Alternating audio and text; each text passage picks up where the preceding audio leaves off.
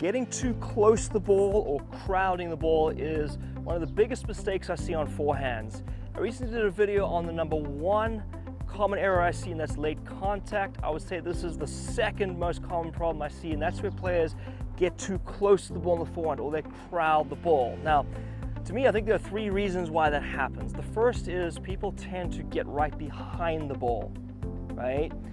The second reason is players don't sufficiently load the outside leg, so they end up making up ground and they step across with the inside leg and they end up getting too close. A lot of bad things happen as well. The third thing is they don't really use their non-dominant arm as a purpose to help them find the ball and serve as a rangefinder, spacing to the ball. So the first error, and that is getting behind the ball. And it makes sense. Anytime you have a ball thrown to you or passed to you, that generally you're going to get right behind the ball. But in tennis, you want to get next to the ball. So one way to think about that is to think about having train tracks. And you got these train tracks, and this track to the outside over here would be the track of the ball, and then this track over here on the inside would be your placement to the ball. So basically, you want to think of it this way. Think of the ball going along that track, and your feet are lining up on this track over here.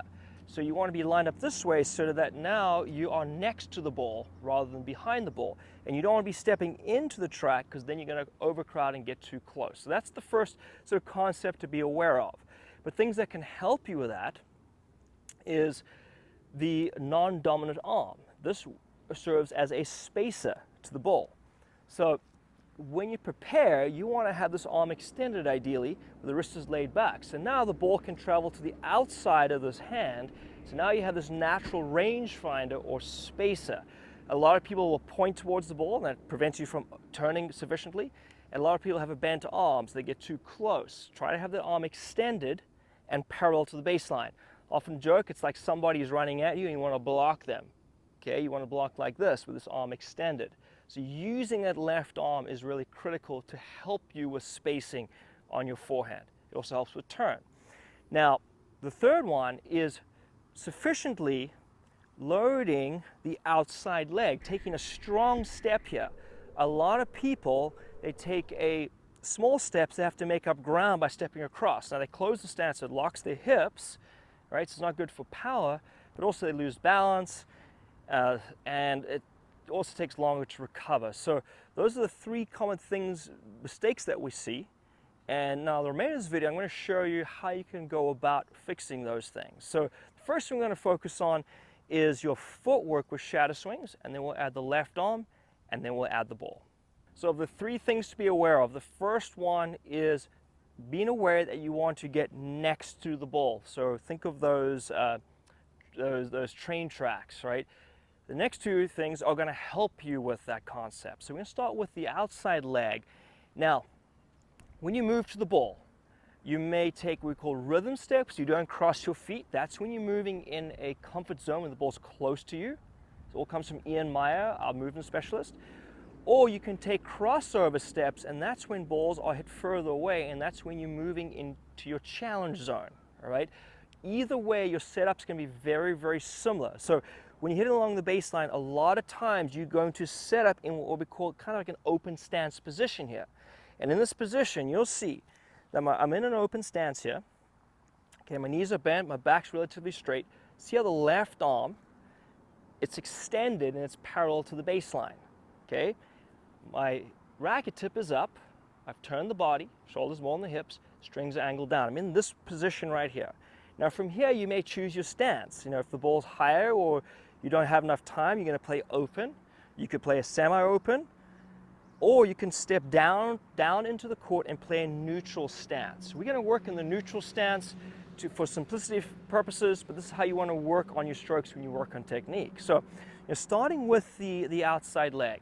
So we say you want to have a strong outside leg, a strong load. That means a nice wide base here. Now you don't want to be too big, right? You definitely want to be too small. You want to find something that's optimal. We see I've got these nice bends in my leg here. I've turned the shoulders more than my hips. And from here I can play open if I need to, but I can also choose different stances. So that's the key. You want to get to that position first. Now a lot of people struggle because what they do is they simply just bring this foot across. Okay, now they're too close, now they've locked their hips. So you have to step out with the outside leg. How you do that is you got to push with this foot. If you want to move to your right, you push with your left foot. Okay, so just get used to that. Right now, just follow along from your ready position. You can add a split step, push with your left foot, and see how you get into this position. It helps you take the step out. Okay, now you could be doing this with a rhythm step, pushing, stepping out, or you could be crossing over, pushing, and now stepping out. Now you may choose to do these drills with whichever footwork pattern you like, whether you're taking rhythm steps, whether you're taking crossover steps. I don't want you to overthink that part. I really want you to focus on loading the outside leg. So from the ready position here, we split, 1, 2, get into this position. Today we're going to work in our neutral stance. We're going to step down into the court. Stepping down means we're stepping into the court. Our feet are parallel to the single sideline. They're not stepping across. We're not closing the stance. But also it helps you to think, get down like you're sitting in a chair. You want to use these big muscles, right? You want to use the leverage from your legs. So from a ready position here, we split, 1, 2, step down, all right? Now from here, you can continue the shadow swing. You hit. The key is you don't want to finish like this. You're going to finish, this foot may then come around. Then from there, it's loaded to push you back. Now let's do a couple of shadow swings, and then we're going to add the self feed. So the shadow swings here, we split, 1, 2, step down, swing, hold, relax, coming back. Okay, split, 1, 2, strong step, hold it there. Step down, hit, then recover. Okay, so you do your shadow swings. Now we can do a self feed with this. This was covered in the previous video, which is linked below this. You can actually try to think of timing your body. When you step down, your body and swing drop, it drops with the falling ball. When the ball bounces, comes up with the bounce, your body's uncoiling and lifting at the same time. Again, it's a corrective measure. It's just a way to help you to think about it. So I'm going to add the self feed. I'm going to show you one progression first. So I'm ready here. I'm going to split, 1, 2. I stop here. I have to now adjust into the court. Down with the ball. Okay, and let me show you one more time, just watch in slow motion.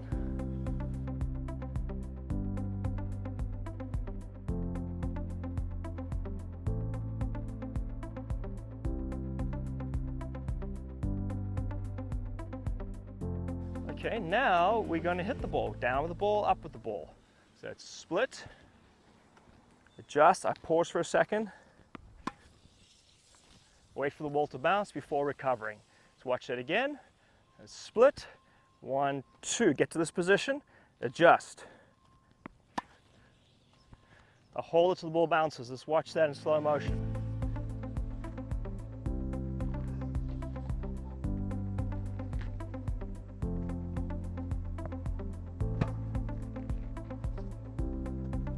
Now I'm going to show you what it looks like if you have to take crossover steps if you're challenged. So from your split step, you're going to then cross over, but make sure you load the outside leg. Then you step down to the court, and then you want to take a crossover step to recover. Let's take a look at that now in slow motion.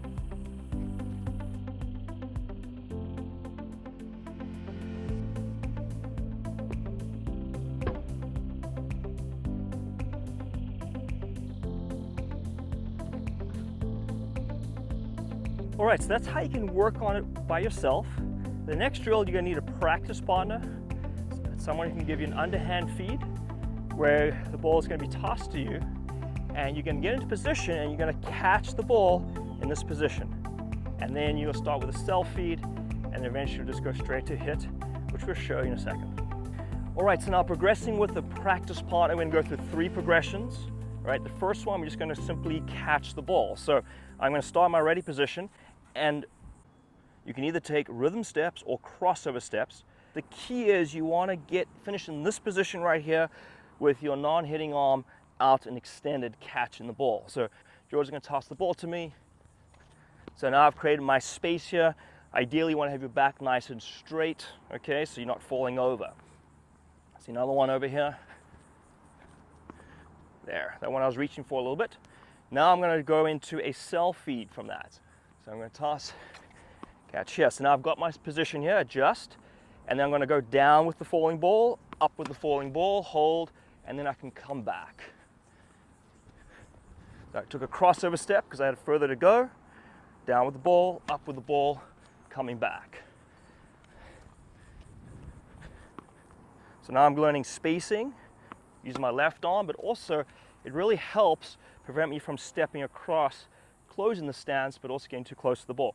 Now, a good exaggeration, if you find you're still stepping across, you want to exaggerate like you're stepping into a semi-open stance. Because by stepping towards your partner, it's an exaggeration. Very often we see in clinics when people do that, instead of stepping across, the exaggeration this way allows them to step into a nice neutral stance with the toes, or the feet, are parallel to the sideline. So see another one here, George? It's a tougher one there. Now I'm going to make sure that I step in a neutral stance and not step across, and I can come back. Now, if I'm further out wide here, I've taken crossover steps to get to the ball, I may take a crossover step to come back. Now we'll progress it to the third progression where I'm just going to hit the ball.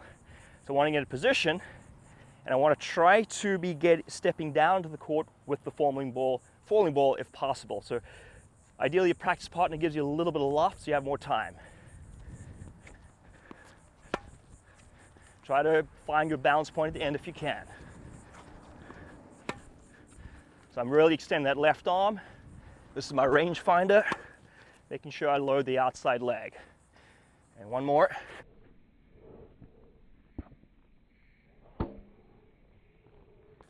Now, if you find that's too much, then you can do alternating. So George will do one where I'm going to selfie and then one where I'm going to hit it.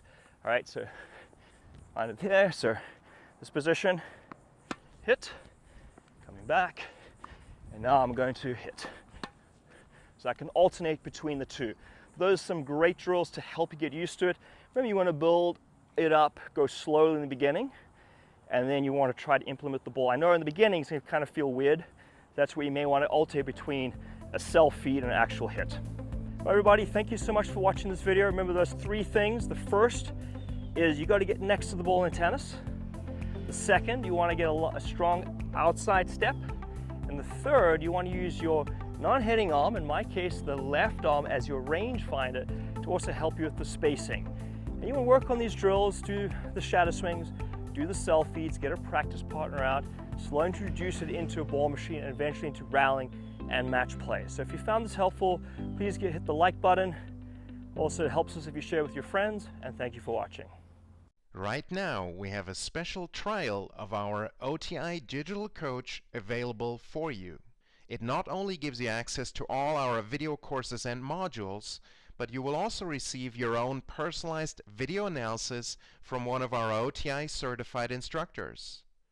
Simply send us a video of the stroke of your choice during your trial, and you will receive a voiceover video analysis with laser-focused feedback on how you can transform that stroke into a real weapon. Simply click the link inside or below this video for all the details.